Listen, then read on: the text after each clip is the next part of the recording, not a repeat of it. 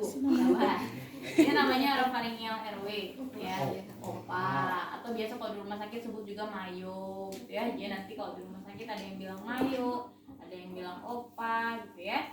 Kayak gini alatnya ya, bukan opa-opa Korea ya, ini opanya. Nah, untuk orofaringial airway ini kita pakai untuk peralatan di airway ya. Jadi ini kita simpan, nanti saya jelasin cara penggunaannya seperti apa. Terus yang kedua ada di breathing. Breathing apa aja? Sorry, ini airway juga masih ada ya di sini. Ada yang tahu ini apa namanya? Buat Selanek ya. Jadi ini juga alat yang bisa digunakan untuk airway. Ya, nanti saya jelaskan juga penggunaannya seperti apa. Terus di D, berarti breathing. Apa yang harus disiapkan untuk alat di breathing? masakan Big, ya, terus oksigen kalau udah sampai ke rumah sakit, dan juga saya meja apa ini namanya? masakan ibu kan bread sungkup sungkup Cukup beda-beda ya sesuai kebutuhan. Ada yang Nakano, ada yang sungkup, ya, ada NRM. Nanti sesuaikan dengan kebutuhan pasien. Nah, ini untuk di breathing. Nah, terus yang ketiga ada circulation. Circulation apa aja yang dibutuhkan kira-kira? infuset Ya. Terus di sini juga ada nanti mau ya ini nasal ya. potong Ya. Itu kateter sama suction ada sih. Nah, kateter, suction ya itu disiapkan juga. Karena nanti kalau misalnya kita berbicara circulation, kita masih cairan sama pasien, tapi harus kita ukur juga sama output pasien, ya. Jangan sampai cairannya masuk tapi outputnya nggak ada, ya. Jadi dilihat juga kondisi urin outputnya seperti apa, ya. Terus di sini juga handphone steril. Nah, ini handphone steril ini digunakan untuk pemasangan. Ada yang tahu? Kira-kira apa?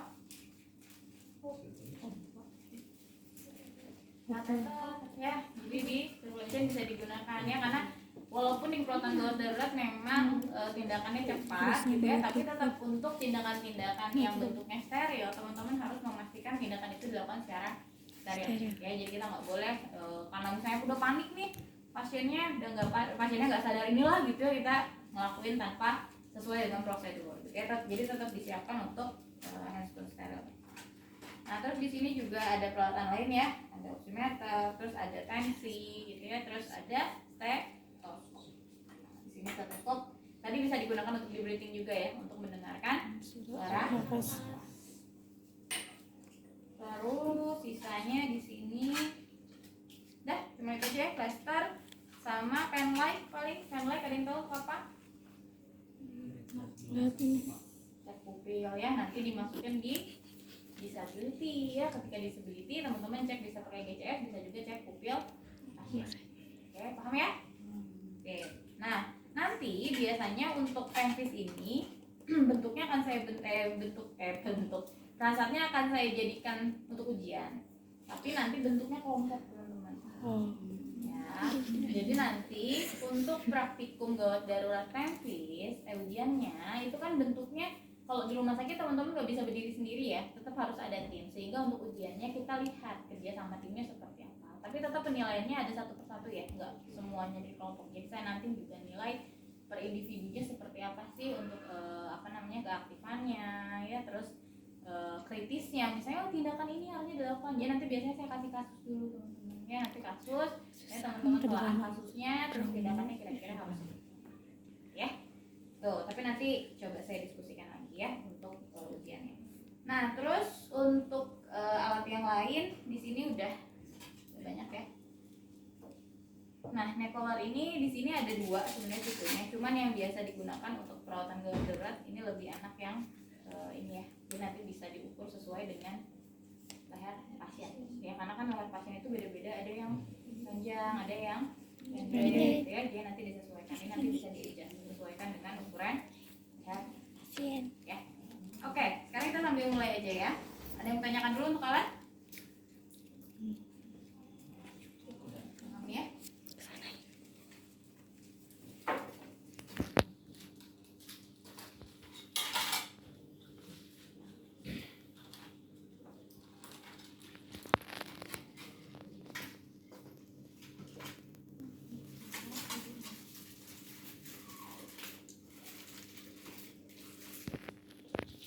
Oh, ada satu lagi ketinggalan. Apa? NGT. Nah, NGT juga dibutuhkan ya. Selang NGT untuk apa? Untuk melihat kondisi apa isi lambung ya, apakah ada kendala atau tidak. Atau biasa kita lakukan bilas lambung. Jadi ingat, penggunaan NGT di perawatan gawat darurat itu bukan untuk memenuhi kebutuhan nutrisi, tapi untuk melihat kondisi lambungnya seperti apa. Ya. Nah, biasanya untuk NGT ini, jadi bentuknya nanti teman-teman membutuhkan urin B2. Ya, yang satu kan untuk kateter ya, yang satu lagi untuk NGT. Ya, jadi tadi karena fungsinya bukan untuk pemberian nutrisi, jadi NGT ini hanya untuk melihat ya seperti apa sih kondisi lambungnya. Apalagi pasien-pasien kecelakaan lalu lintas itu kan beresiko ya, misalnya kita nggak tahu nih ada benturan di area abdomen atau tidak ya, ada pendarahan atau tidak. Ya, atau keracunan ya, pasien-pasien keracunan itu butuh banget untuk dicek bilas lambung. Ya, oke, kita mulai aja ya di sini. Nanti teman-teman akan ada beberapa prasat ya. Setelah ini mungkin akan masuk prasat middle ya, middle thoracostomy. Nanti setelah materi yang kedua, intinya saya akan jelaskan middle thoracostomy. Lanjut dengan BHD ya. Atau mungkin minggu depan kayaknya minggu depan RJP dulu deh, RJP dulu karena nanti masuk kardio dulu ya, RJP baru nanti kita masuk thoracostomy ya. Oke, sekarang kita mulai ya. Kelihatan mau maju sini, dia maju. Nah, seperti biasa, nanti teman-teman ketika menemukan pasien, ini latar belakang kita di IGD ya, tapi IGD-nya masih triase gitu ya, masih jadi ketika pasien datang nih gitu ya. Nah, melihat kondisi pasien, yang pertama harus teman-teman lihat kira-kira apa? Pasien datang ada di depan teman-teman, apa yang harus dilakukan?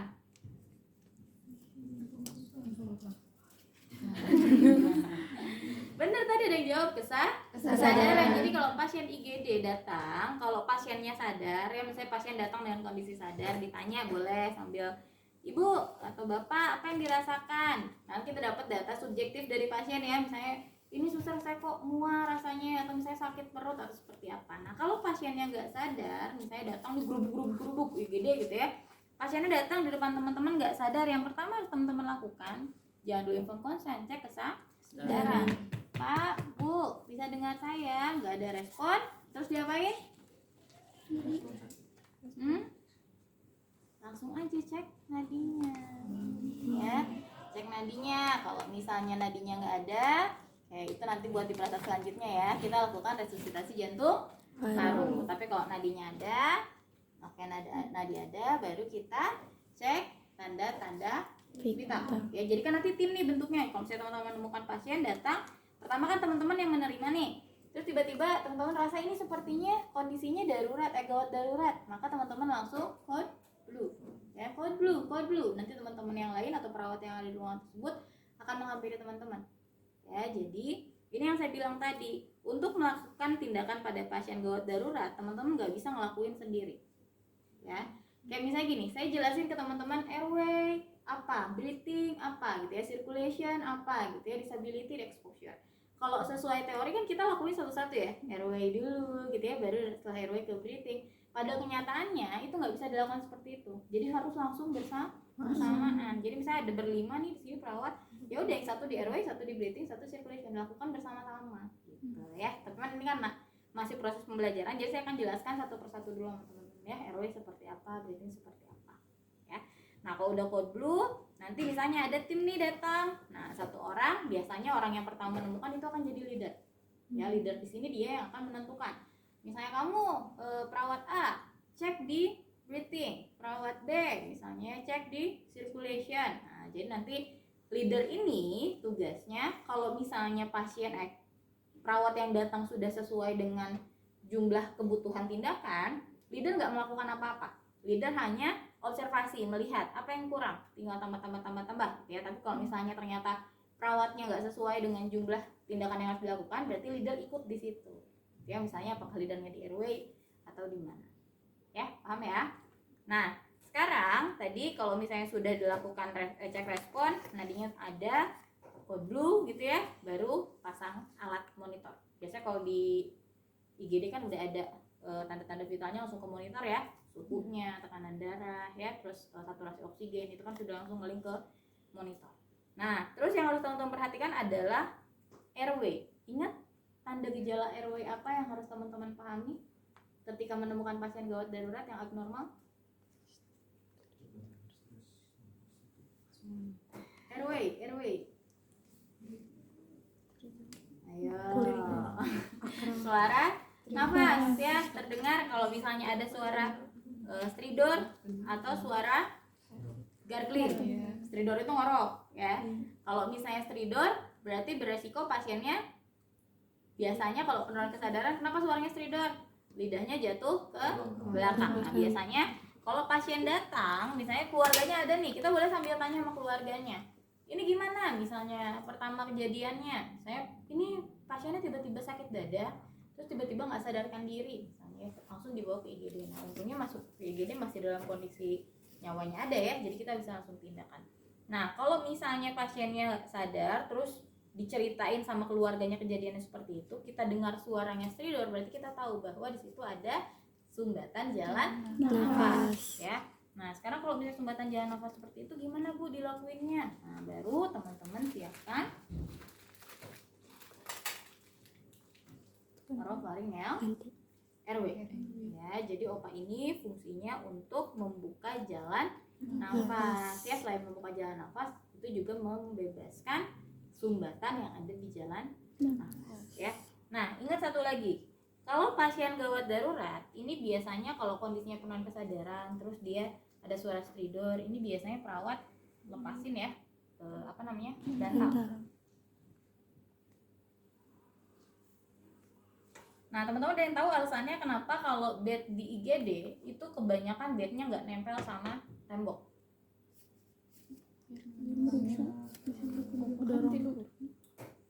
Tindakannya bisa ada. Oke, betul ya.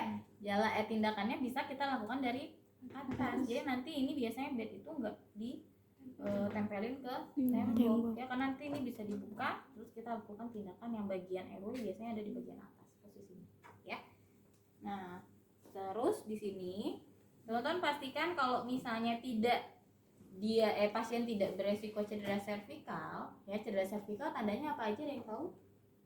Tanda trauma servikal ada jejas di area leher dan bahu ya, karena kan pasiennya nggak sadar, nggak bisa kita tanya ya. Terus biasanya ada apa lagi?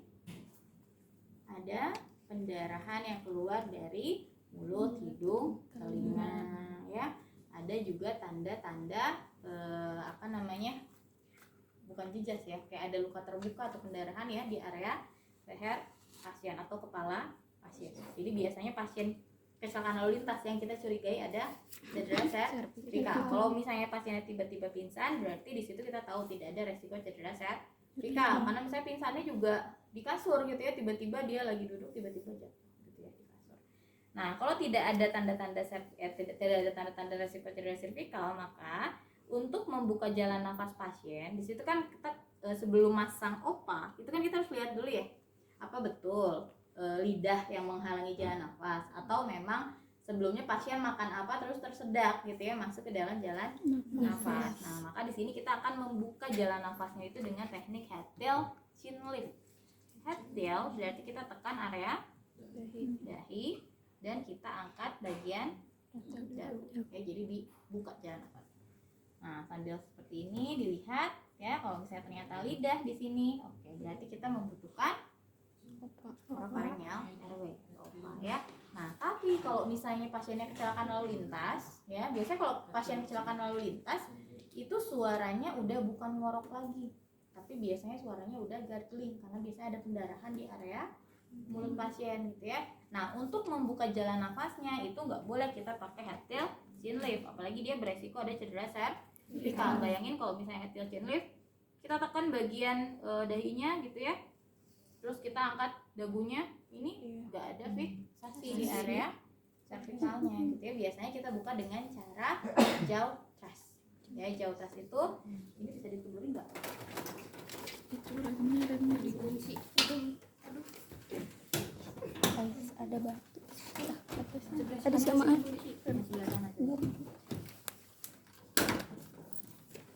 Saya gantian.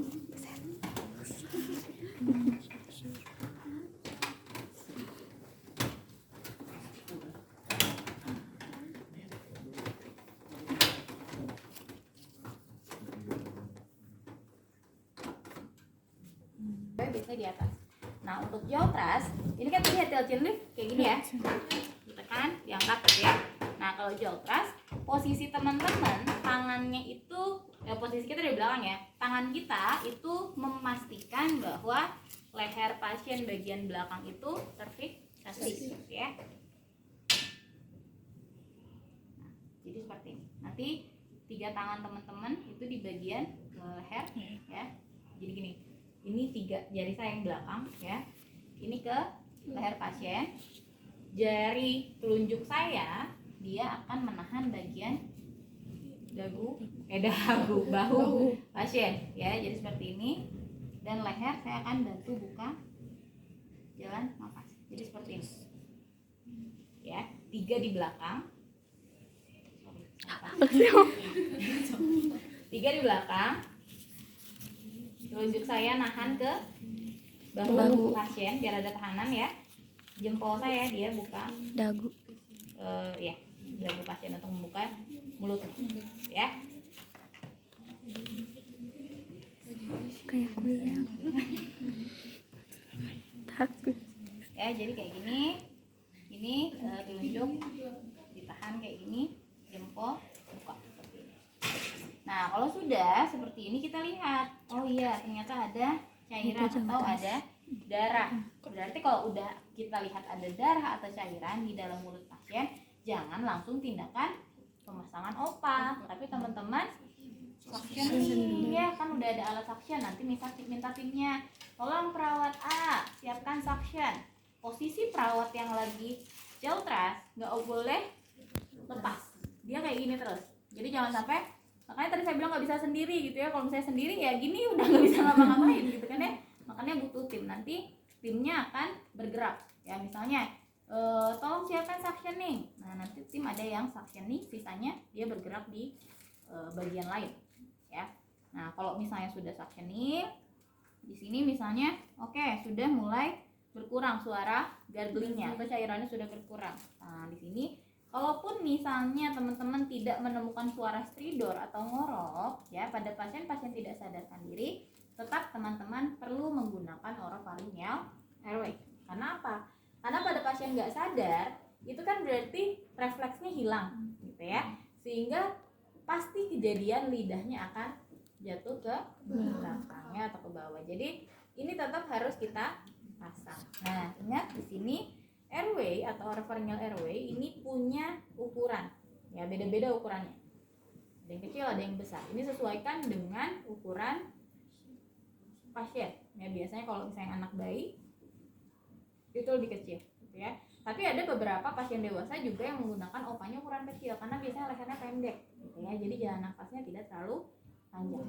Nah, gimana cara ngeceknya, ada yang tahu?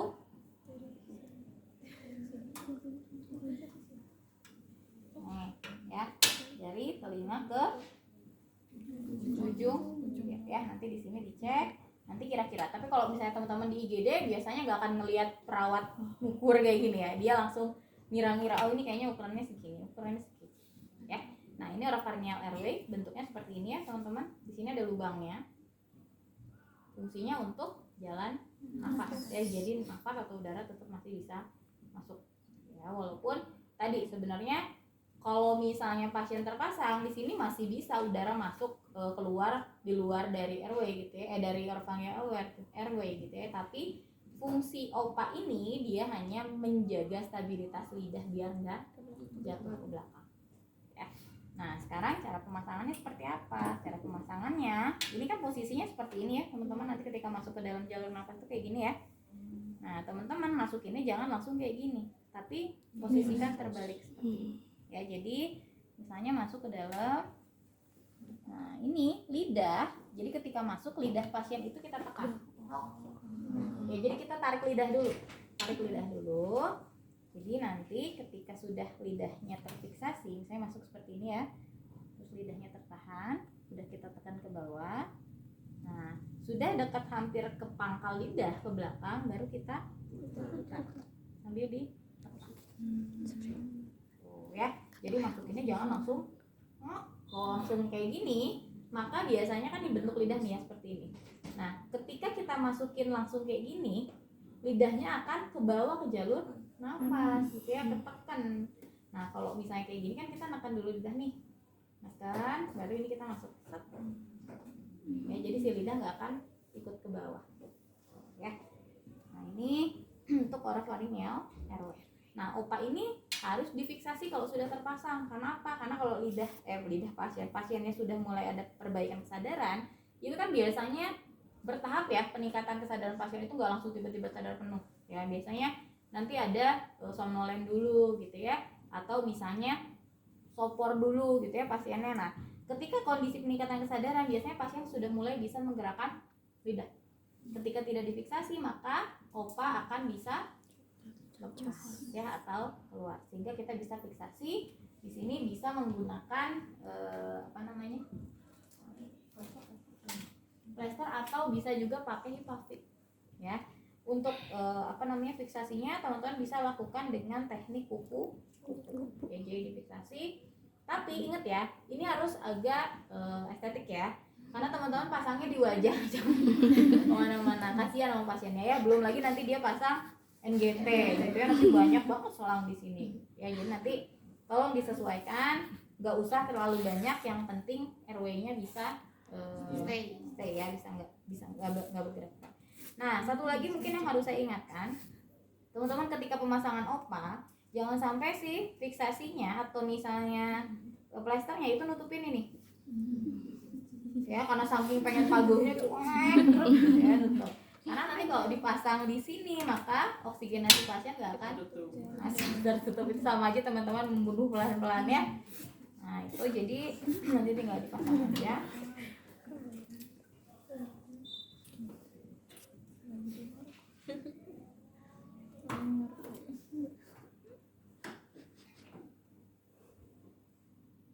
Ada yang masih nggak bisa ngerobek plester pakai tangan? Kalau nggak ujian bisa. Ujian bisa, ujian. Ya, jadi dibuat semini mungkin untuk pemasangan plester di area oropharyngeal airway ya. Dan jangan sampai teman-teman iseng. Nggak boleh ya. Nah, kalau misalnya masih kayaknya beresiko, oke, berarti kita ambil posisi kupu-kupu bagian sini gitu ya, ke atas. Tapi jangan nutupin hidung ya, ke sebagian sini. Jadi bentuknya nanti kayak ada silang X di bagian mulut ya. Nah, kalau sudah di sini jangan lupa teman-teman, untuk pemasangan oropharyngeal airway ini kalau bisa dikasih celah di bagian kanan dan kiri. Ada yang tahu fungsinya untuk apa? Suction ya, karena pasien nggak sadar juga biasanya hipersaliva ya, penumpukan saliva di area mulut, sehingga tetap melakukan suction di area bagian mulut luar ya. Nah, nanti beda lagi kalau misalnya teman-teman masuk ke area perawatan kritis di ICU, suctionnya udah bukan suction di luar lagi, tapi suctionnya sudah masuk ke dalam jalur nafas ya. Nah, itu nanti kita sebut dengan closed suction. Nanti teman-teman akan belajar gimana cara melakukan closed suction. Untuk sekarang cukup dengan suction aja. Tapi kan suctionnya udah bisa ya. Nah, ini juga alasannya kenapa perawatan gawat darurat disimpan di akhir, karena tindakannya ternyata komprehensif, semua dilakukan ya, NGT iya, kateter iya gitu ya. Terus apa lagi? Suction iya gitu. Nah, ini makanya kenapa teman-teman harus bisa gitu ya. Teknik steril seperti apa sih? Walaupun nanti mungkin ketika pemasangan kateter misalnya ya, teknik steril yang digunakan itu enggak se-SOP kateter sendiri gitu ya. Nanti pas ujian nih misalnya gak harus sesuai SOP banget, tapi tetap teknik sterilnya harus ada. Misalnya teman-teman membuka plastiknya seperti apa, pakai sarung tangan steril gitu ya, terus gelnya di gimana indikasinya, itu tetap harus steril, walaupun dengan cara yang nggak bener-bener disiapin semua. Biasanya kadang perawatnya tuh nyimpan kresek plastik bekas suctioning di atas sini, baru itu dijadikan tempat sterilnya gitu ya, buat ngasih gel dan lain-lain. Paham ya? Nah, itu untuk airway. Nah, itu kondisinya tadi pasiennya misalnya tidak ada cedera vertikal ya. Kalau ada cedera servikal, nah berarti kalau ada cedera servikal sebelum pemasangan OPA atau misalnya sesudah juga nggak masalah ya. Kalau misalnya udah ada collar neck, ini langsung aja dipakai ya. Jadi collar neck ini cara penggunaannya adalah teman-teman melakukan pengukuran panjang leher pasien. Biasanya kita bisa gunakan pakai jari aja gitu ya. Nah nanti teman-teman sesuaikan dengan, nah ini nih jarak ini ya, segimana misalnya ya. Nah ini bisa di-adjust sama teman-teman. Ini caranya tinggal di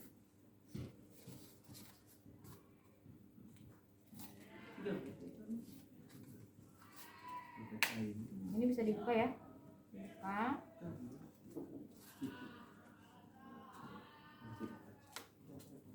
dibuka, ini bisa diatur nanti kalau udah dibuka. Kita tentukan titik merahnya mau di mana.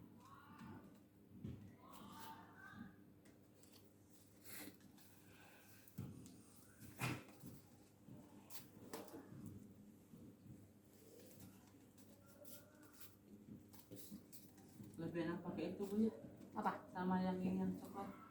Kalau yang coklat itu bisa sebenarnya di-adjust, cuman nggak enakin, jadi nggak nyesuaiin bisa ukuran leher pasien ya.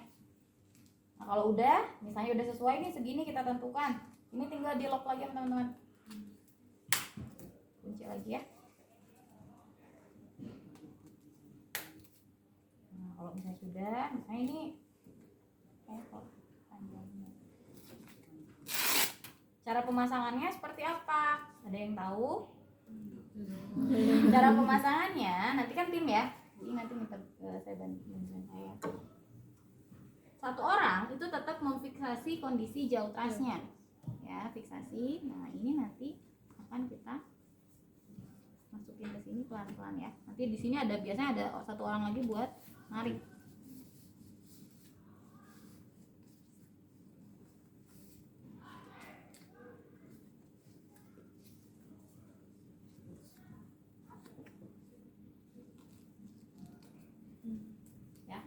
Jadi nanti pemasangannya jangan, ini kan beresiko cedera ya, terus kita main angkat aja, gitu ya masukin, tapi disusur sedikit-sedikit lehernya, dari leher ya, masukin ke bawah, nanti dari sebelah sini ditarik sedikit ya, sampai dipasangkan seperti ini. Nah jadi kalau sudah terpasang neck collar biasanya atau collar neck ini biasanya pasien sudah tidak perlu dipegangin lagi kayak gini ya, karena sudah terfiksasi ya, tapi tetap harus dikontrol ya, dilihat. Nah kalau misalnya di rumah sakit teman-teman jangan kaget juga, misalnya gini, Bu pasiennya nggak pakai collar neck tapi pasien kok dilepas gitu aja ya sama perawatnya, maksudnya nggak difiksasi. Nah biasanya ada trik lain teman-teman, dengan cara kita mengganjal bagian leher pasien nih menggunakan kayak sarung bantal gitu ya, dilipat terus diganjal di bawah, terus di pinggir kanan kirinya dikasih ganjelan lagi ya, jadi situ juga bisa membantu ya. Tapi itu kondisinya kalau tidak ada collar neck. Kalau misalnya udah ada collar neck ya pakai aja. Terus mungkin kondisinya yang kedua selain nggak ada collar neck itu adalah timnya kurang ya. Kalau timnya kurang kan nggak mungkin satu orang di sini, satu orang saya pegang yang lain, takutnya nggak kekejar. Makanya fiksasinya di situ bisa dibantu dengan alat yang ada ya. Kalau misalnya di prehospital, biasanya kalau di prehospital selain dari bantalan, sarung bantal dan lain-lain bisa pakai batak juga biasanya ya, bentuknya kayak bata, itu disimpan di kanan kiri pasien gitu ya, biar tidak goyang-goyang kepalanya ya. Nah, kalau misalnya banyak orang, timnya banyak gitu ya, terus alatnya nggak ada, ya lebih baik ada satu orang yang stay untuk pegang atau fiksasi area servikal ya. Oke, paham sampai di sini RW?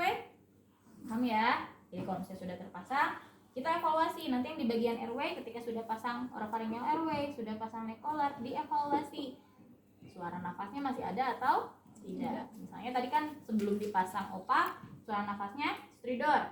Nah ternyata ketika dievaluasi suaranya sudah hilang. Nanti tim airway dia akan lapor ke leader, airway clear. Oke, jadi nanti leader akan tahu, atau biasanya leader ngecek ulang. Oke, sudah clear berarti ya. Berarti clear itu tidak ada suara nafas lagi ya, baik itu gargling atau stridor ya, karena kita berbicaranya jalan nafas. Jadi yang kita pastikan adalah suara nafas gargling dan stridor biasanya ya. Kalau suara bronchi, yang kayak gitu-gitu nanti ketika di breathing. Karena kita harus mendengarkan menggunakan stetoskop. Nah, sekarang kita bagian breathing. Ya, kita masuk ke tahap yang kedua. Di breathing. Apa aja yang di breathing? Masih ingat yang kemarin saya jelaskan di breathing? Poin apa aja yang harus teman-teman perhatikan? Suara, feeling. Feel.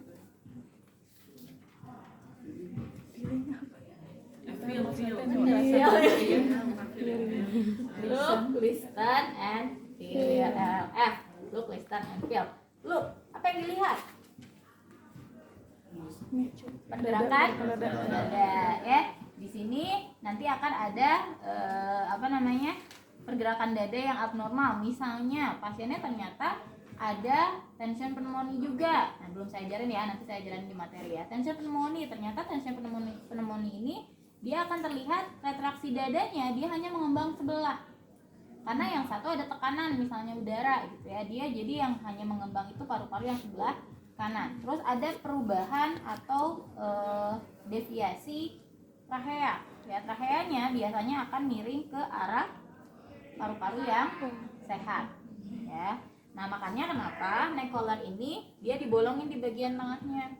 Salah satunya selain untuk tracheostomi, di sini juga untuk melihat posisi trachea, ya, apakah ada deviasi atau kemiringan atau tidak. Karena kemiringan trachea itu biasanya mengindikasikan adanya gangguan atau tekanan di paru yang sakit. Jadi misalnya ini tension nih, misalnya ada penumpukan udara di paru-paru sebelah kiri sehingga dia nggak bisa mengembang karena paru-parunya kolaps misalnya ya, karena tertekan udara. Berarti trachea yang dia nanti kan dia akan menyebarkan udara ya dari bronkus itu ke kanan dan ke kiri ya. Nah, ke kiri dia nggak bisa karena di sini ada tekanan, dia nggak nerima udara, maka dia akan tertekan ke sebelah kanan. Itu yang sehat. Ya, jadi itu sebagai indikasi. Look ya, tadi dilihat. Terus yang kedua, ada nggak pergerakan bantuan? Mana? Nggak tahu.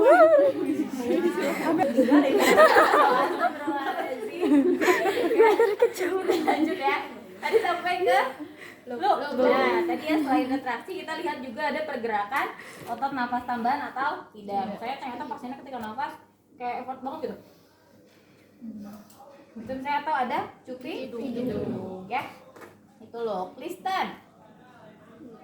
Suara nafas. Suara nafas. Berarti kita bisa pakai Stetoskop. ya, Penvis Rescue waktu itu sama saya kan ya? Nah, masih inget nggak cara ngecek suara nafas seperti apa? Cek suara nafas itu nggak asal gini ya, ya. Di mana aja posisinya? Interkostal. Nah, ya, jadi 3 titik ini dicek ya. Bronkusnya seperti apa? Untuk vesikuler dan vesikuler ya. Oh, kita dengar suara ternyata kok suaranya di paru-paru sebelah kiri ini dia menjauh gitu ya. Kalau suaranya menjauh berarti kemungkinan paru-parunya kolaps atau ada tekanan udara berlebih di area paru sebelah kiri. Atau misalnya ternyata kita mendengar suara ronchi. Ya, berarti kalau ronchi kemungkinan ada cairan di dalam paru ya. Nah, look, listen, and feel. Perlu dirasakan? Perlu, boleh dirasakannya seperti apa. Kalau misalnya kan look, listen, and feel yang saya ajarin di RJP itu kan posisinya seperti ini, tapi nanti itu di RJP aja ya. Look, listen, and feel posisinya seperti ini teman-teman.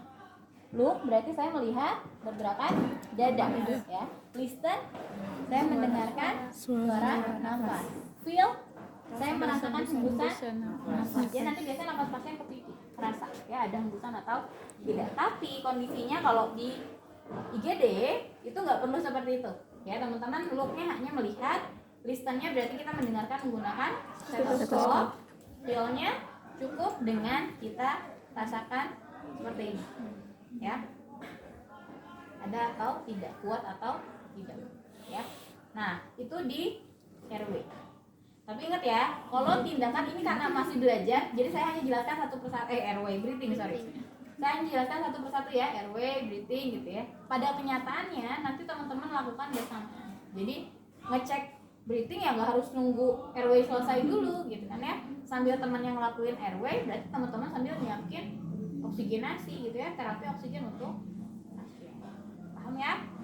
Kalau sudah di look, listen, and feel, baru teman-teman tentukan tindakan apa yang harus diberikan. Misalnya kalau misalnya ada suara ronki, kita kan harus clapping, tapi kondisi pasiennya masih nggak sadar gitu ya, berarti intervensinya bisa kita tunda sementara ya, karena ada yang lebih urgent ya, baru kita lakukan pemberian terapi oksigen.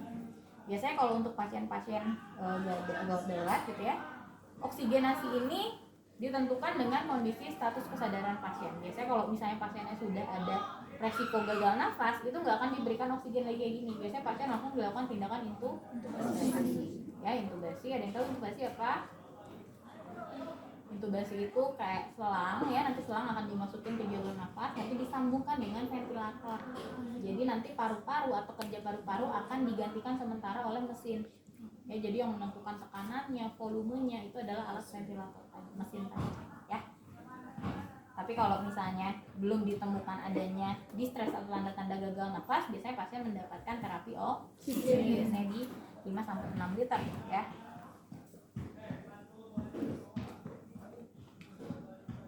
Nah, breathing. Kalau misalnya sudah diberikan evaluasi, sudah diberikan tindakan, baru dievaluasi lagi. Misalnya respirasi rate-nya seperti apa, SpO2-nya seperti apa gitu ya.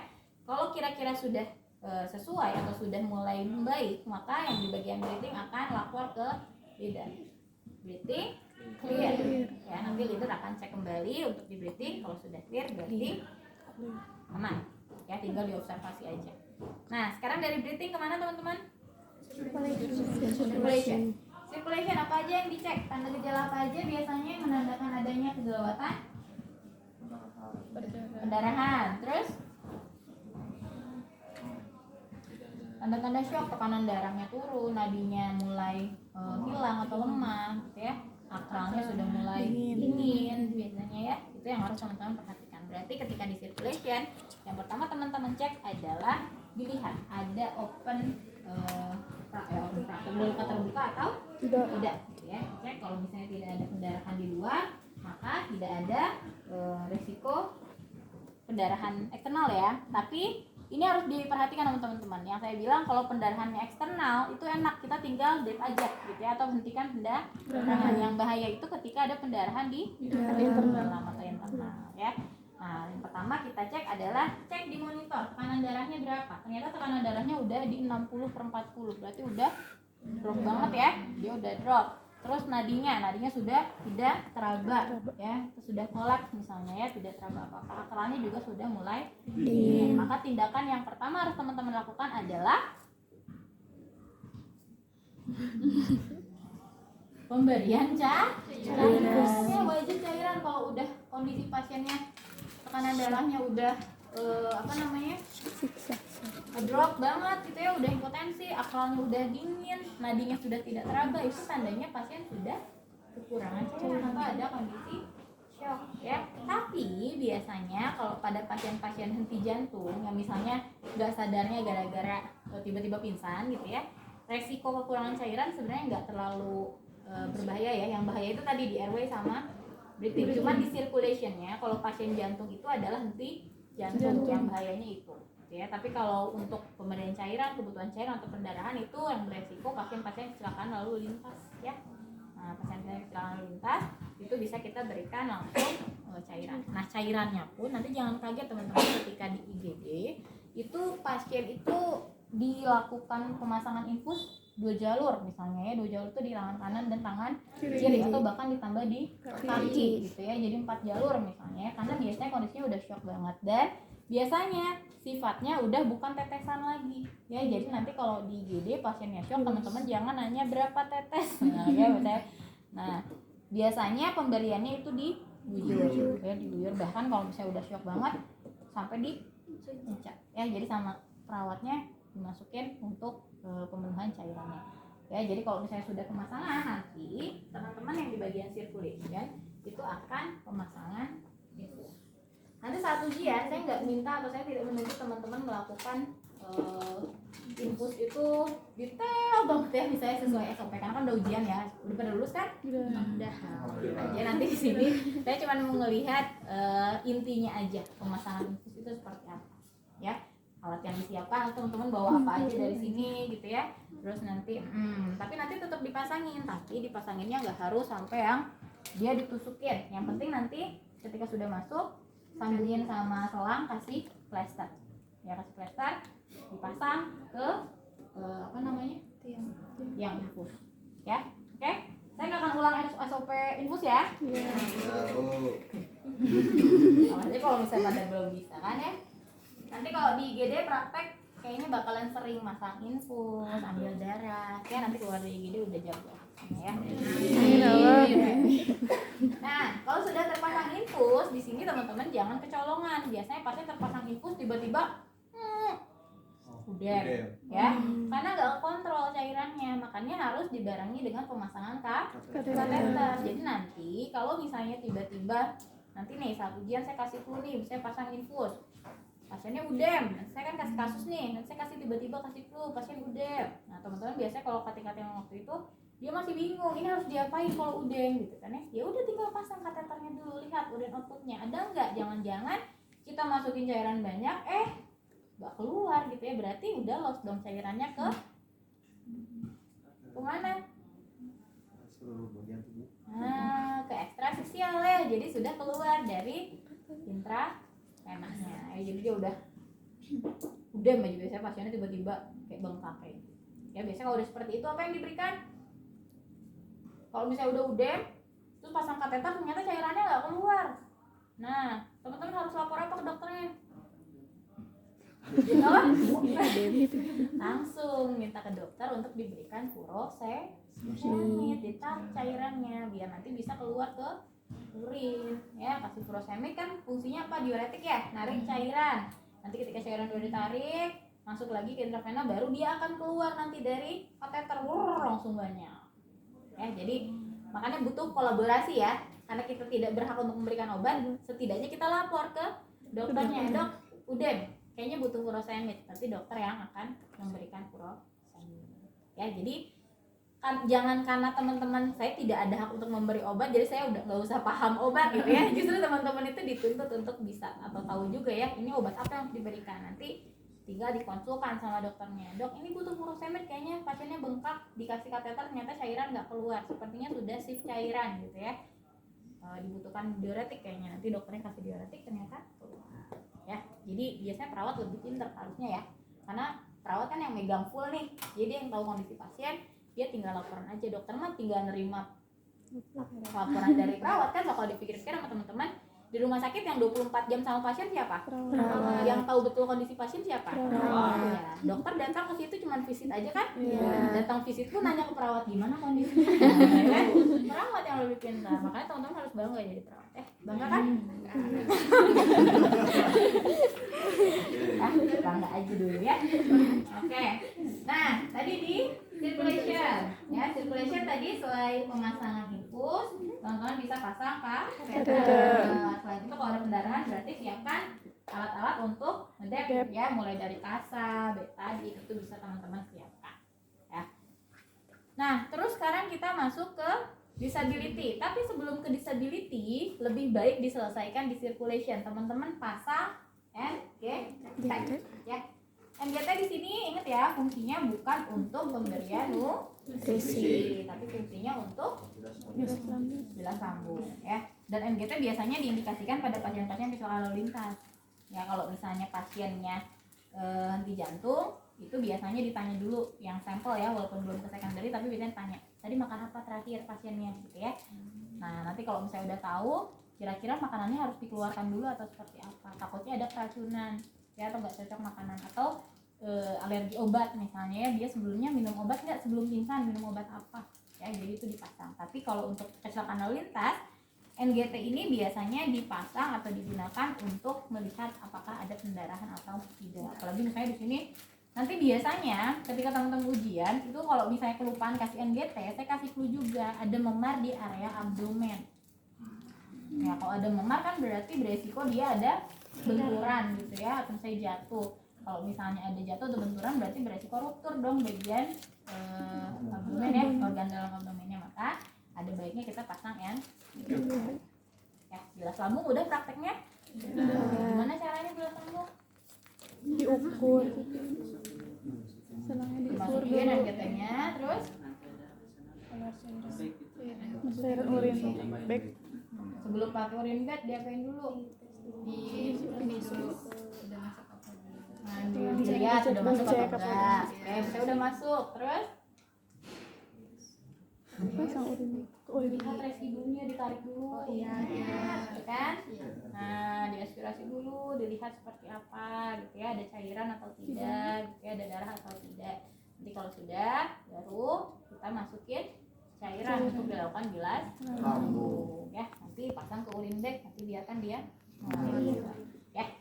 Gitu. Saya nggak akan ulang lagi ya. Udah bisa ya? Oke. Kalau ngulang lagi nanti balik lagi atau semester bawah ya. Ya. Udah pasang NGT selesai, baru kita masuk ke tindakan selanjutnya di disability. GCS. Udah dihafalin GCS-nya?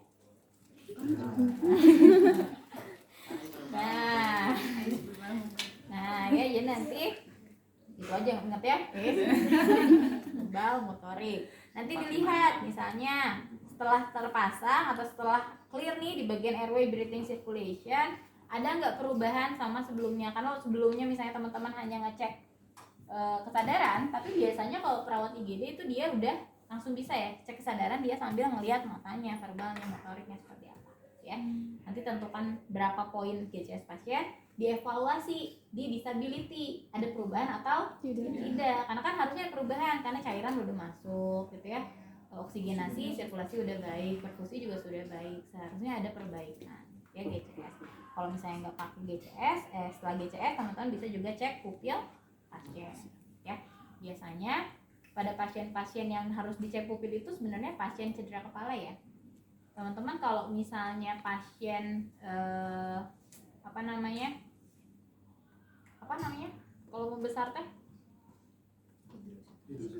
bukan pupilnya kok jadi malah midriasis ya. Nah midriasis itu kan pasiennya meninggal ya, midriasis tidak kembali lagi. Nah sebenarnya hampir sama kalau misalnya pasien kecelakaan lalu lintas beresiko ada cedera kepala, itu biasanya ada perubahan ketika di pemeriksaan pupil. Nanti saya ajarin pas di perkuliahan ya, untuk pasien-pasien cedera kepala itu tandanya apa aja, makanya kenapa sih harus dicek pupilnya seperti apa ya. Nah kalau sudah di disability selesai, kita masuk ke exposure. Exposure apa? Ada yang masih ingat? keseluruhan Nah, melihat keseluruhannya ya. Di sini kan kita ketika ngecek pasien itu pasien posisinya seperti ini, kita hanya fokus ke depannya aja gitu ya. Saya dari mulai airway, breathing, circulation sampai ke disability.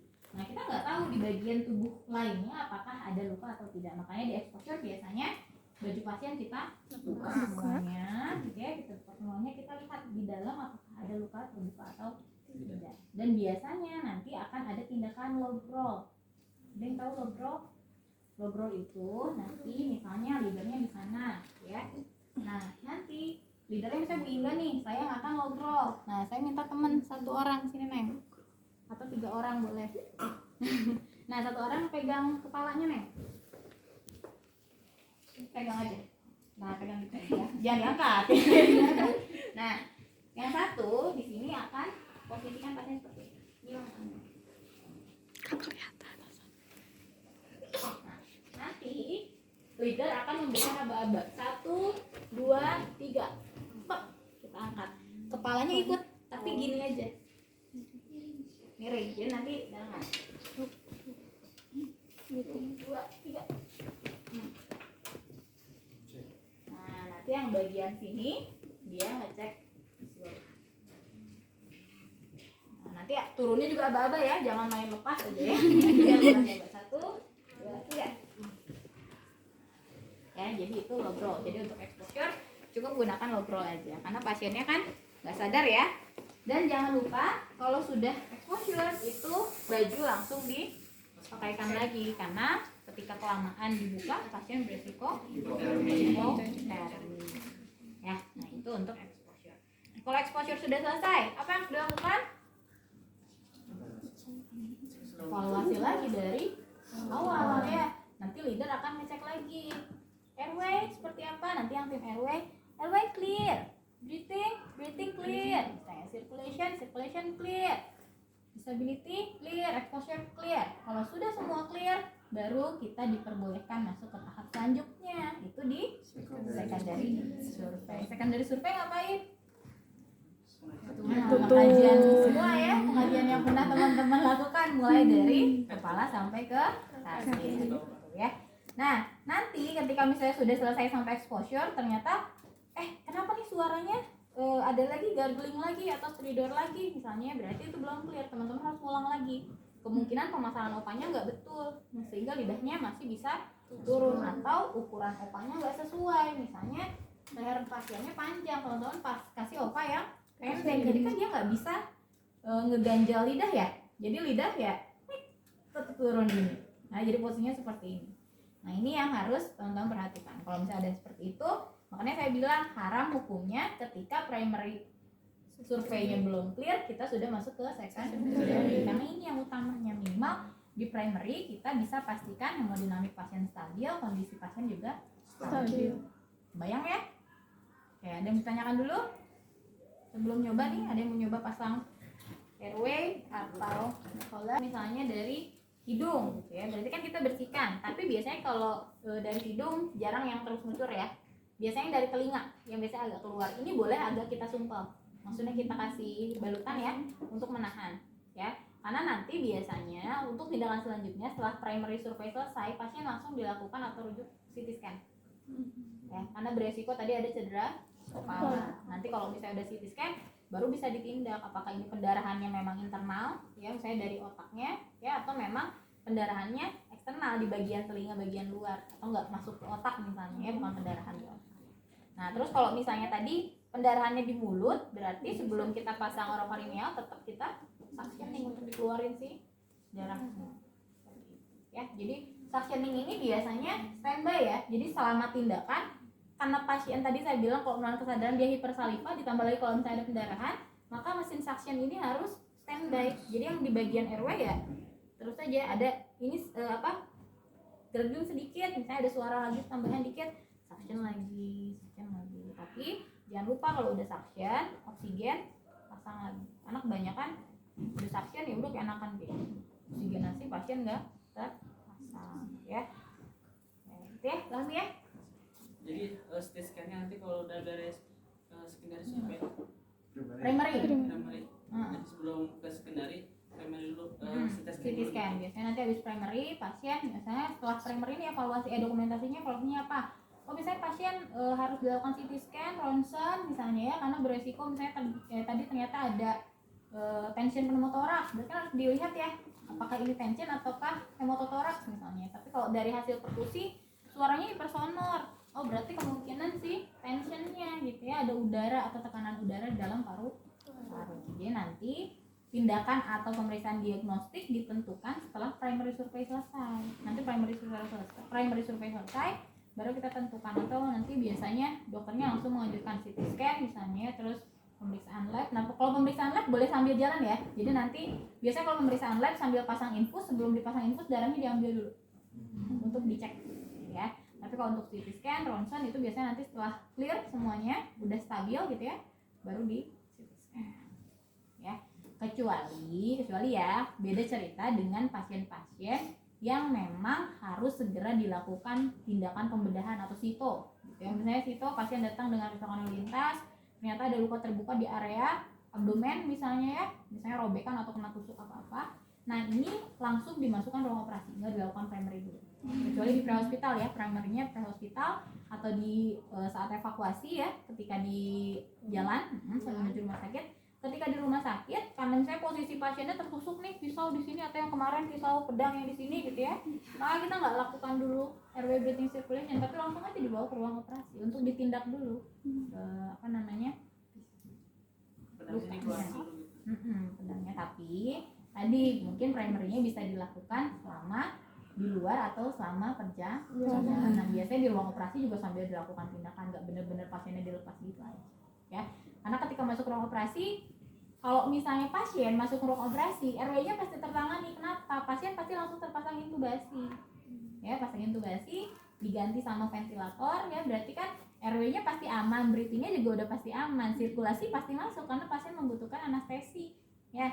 Jadi udah pasti aman. Dengan kondisi pasiennya sito ketika masuk ruang operasi, berarti airway breathing circulation pasti tertangani di ruang Operasi. ya, kecuali tadi kalau misalnya pendarahan itu biasanya bisa dilakukan sambil dilakukan primary survey dulu. Nanti untuk CT scan bisa belakangan. Karena kalau misalnya ketika pasien datang pendarahan langsung kita lakukan CT scan tanpa dilakukan primary survey, karena CT scan kan nggak bisa sambil kita lakukan tindakan ya. Nanti pasien selesai CT scan bisa jadi pasiennya sudah meninggal ya. Jadi tetap dilakukan primary, nanti sudah primary baru ditentukan pemeriksaan diagnostik apa aja sih yang harus dilakukan. Tadi contohnya CT scan, ronsen ya, terus misalnya apalagi itu yang baru ditindak lebih lanjut ya. Baik. Betul lagi kan apa kalau ke IGD gitu kan yang banyak kan tidak sedikit ini ketika baru beberapa menit langsung udah. itu gitu yang meninggal Nanti itu nah, itu pulangnya. teh atau mungkin ada juga dokter yang atau perawat yang bilang ini nggak bakal lama lagi harus buru-buru gitu kan. Itu setelah kita menentukan bisa ini nggak bakal lama lagi atau mungkin itu waktu gitu gimana Bu? Itu dari triase. Nanti di triase itu biasanya dilihat misalnya oh pendarahannya masif atau misalnya tekanan darahnya sudah 50 misalnya 50/20, denyut jantung sudah mulai melemah atau gambaran jantung sudah mulai melemah. Nah ini semua kategori itu adalah kategori pasien masuk ke kategori gawat darurat yang merah tadi. Makanya kenapa pasiennya harus masuk ke resusitasi atau ke ruang resusitasi. Ketika pasien masuk ke ruang resusitasi, apapun itu kasusnya, itu adalah pasien-pasien yang beresiko kehilangan nyawa sehingga membutuhkan tindakan segera mungkin ya. Jadi kalau misalnya pasien udah masuk ke kategori merah atau gawat darurat, pasti semua dokter atau tenaga medis bilangnya ini beresiko ya. Makanya kenapa dibutuhkan triase. Jadi ya tadi tanda-tanda misalnya pasien yang udah mulai penurunan kesadaran, tekanan darahnya sudah mulai turun gitu ya, terus dari perfusinya, dari circulationnya sudah ada tanda-tanda shock dan lain-lain, itu sudah mulai beresiko ya. Bayang ya. Tuh nanti teman-teman kalau di Gadar itu intinya adalah nggak perlu wajib teman-teman memahami diagnosa medis, tapi yang harus teman-teman kenali adalah kondisi pasien saat ini ya. Misalnya suara nafas ya, terus tadi tanda-tanda shock seperti apa, terus breathing apa yang harus dicek yang tadi yang jelas itu kan look listen lah ya. Kalau feel teman-teman bisa sambil kalau di ruang kalau di IGD ya, kalau feel bisa sambil dicek sambil jalan gitu ya. Kalau misalnya di pre-hospital baru harus dipastikan kalau pasiennya henti jantung. Bayang ya. Ada lagi yang mau ditanyakan?